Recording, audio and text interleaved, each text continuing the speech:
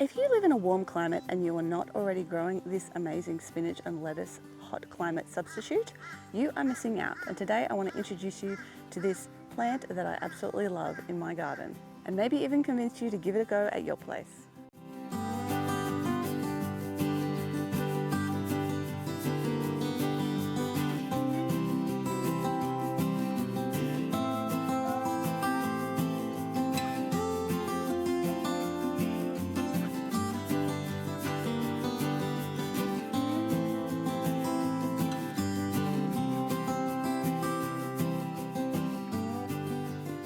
G'day Plantifyers, Jess here, and welcome back to Plantifying. So this wonderful plant that we have here is called the Egyptian spinach. There are, of course, as always, other names for it, but that is what we're familiar with it as here in Australia.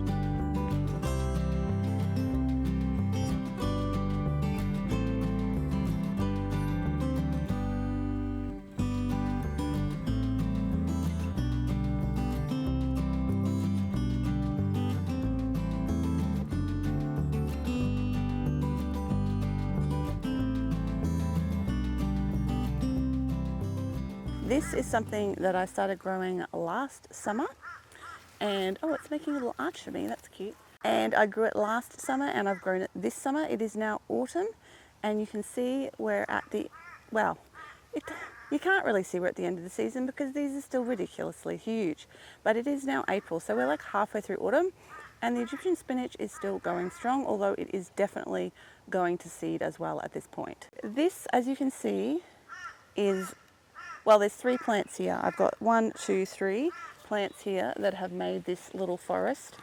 And this is one of my favorite hot weather greens that I grow. Here in the subtropics, over summer especially, we really struggle to grow any of the traditional spinaches or lettuces because they just don't like the super hot and wet weather. This one, however, is a different story. Now, I am planning on doing another video later in the year where I share my favorite hot weather spinach and lettuce substitutes for summers in subtropical and tropical climates, and possibly arid climates as well. So if you want to see that one, make sure to hit the subscribe button now so you don't miss it when I publish it.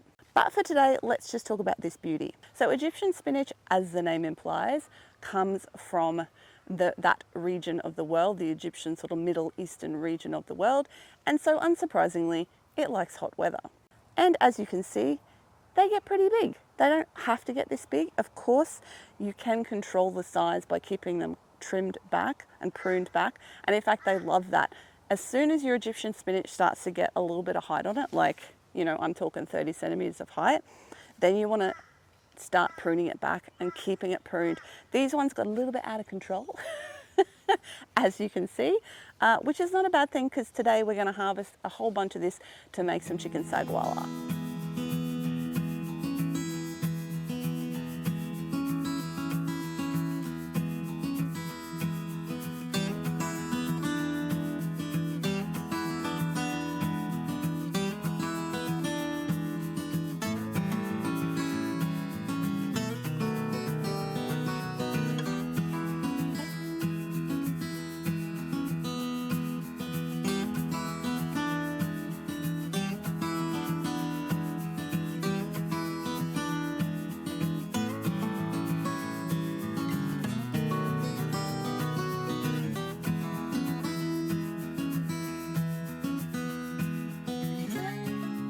So this plant grows extremely well in hot summer climates. So if you have a hot climate, this is definitely one you want to have on your list for a couple of reasons. Number one, it's delicious, whether raw or cooked. In fact, it's yummy just to like literally pull off and eat straight from the vine. The vine? The plant, the tree, I don't know.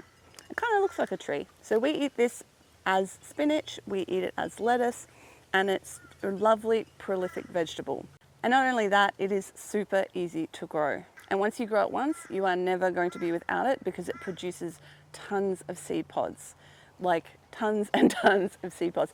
In fact, on this plant, some of the seed pods down the very bottom of the plant have actually already split open and released their seeds, which means I'm probably going to have a whole lot of Egyptian spinach babies coming up in this area next spring, unless I mess with the soil until then.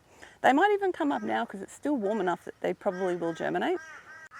Please excuse my crow friend visitors who are hanging out at the moment. So there's heaps and heaps of pods, and it produces, it's almost like okra.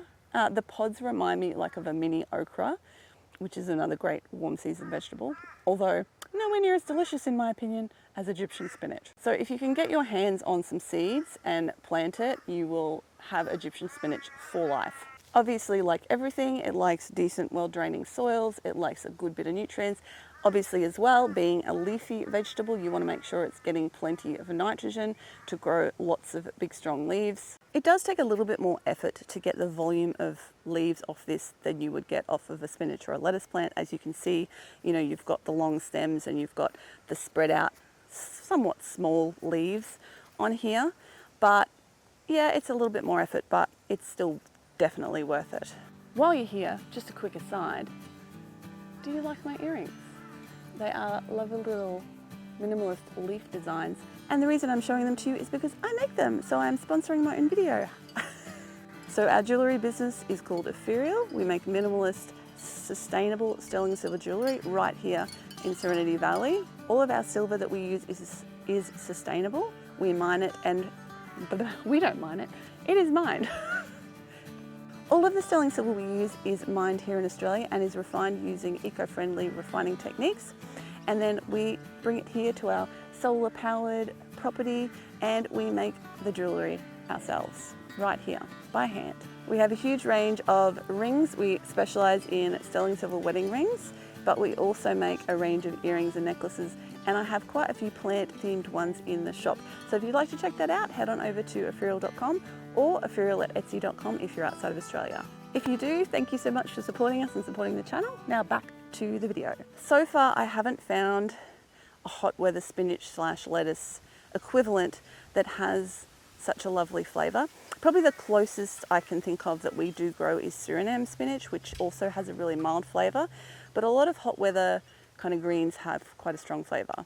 At the end of the season, of course, it'll grow its seed pods and it'll put out these little tiny yellow flowers as well, which of course, if you see seed pods and flowers developing and you want to get more leaf and less of those, you know, cut them off, take them off, so that the plant is putting more energy into its leaves than it is into its seeds.